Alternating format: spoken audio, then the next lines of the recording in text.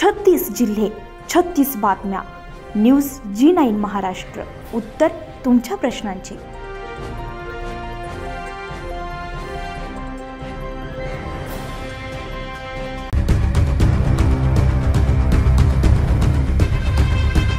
गेल्या अनेक दिवसांपासून वर्धा जिल्ह्यामध्ये सतत पावसाचा तडाखा सुरू असून हातामध्ये आलेलं पीक पावसामुळे पूर्णतः उद्ध्वस्त झालंय.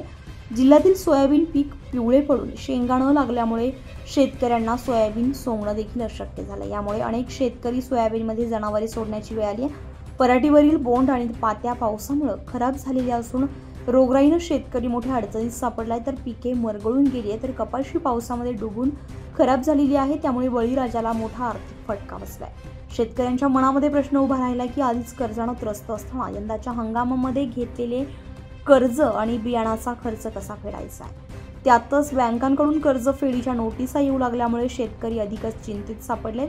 यावेळी सामाजिक कार्यकर्ता रवींद्र पाईसे, पत्रकार आशिष जाचक, प्रवीण राऊत, नितीन कांबळे, राष्ट्रपाल गायकवाड तसेच अनिकेत सुरकार, राजू मातकर, उमेश सुरकार, शेतकरी बांधव आणि सामाजिक कार्यकर्ते उपस्थित होते. या पार्श्वभूमीवर सरकारने तातडीने कर्जमाफी जाहीर करावी तसेच केवळ घोषणा न करता प्रत्यक्ष कृती करून शेतकऱ्यांना मदत करावी अशी मागणी शेतकरी योद्धा अमोल ठाकरे यांनी केली आहे.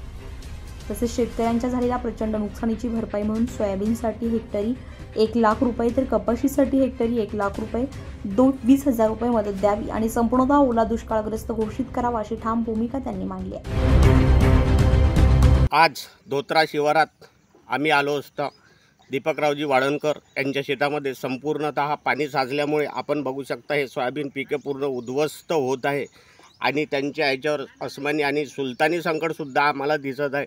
पूर्ण अळीचा याच्यावरती प्रकोप झालेला आहे आणि पूर्णतः जमीन पाण्याखाली आल्यामुळे दीपकरावजी वाळणकर यांचं शेत अतिवृष्टी झाल्यामुळे माझ्या शेतामध्ये पाणी संगविसण्याने सोयाबीनची पूर्ण सड झालेली आहे. त्याच्यामुळे हे सोयाबीन पूर्ण बेकार होऊन वाया जात आहे. न्यूज G9 महाराष्ट्रासाठी किशोर शेंडे, वर्धा.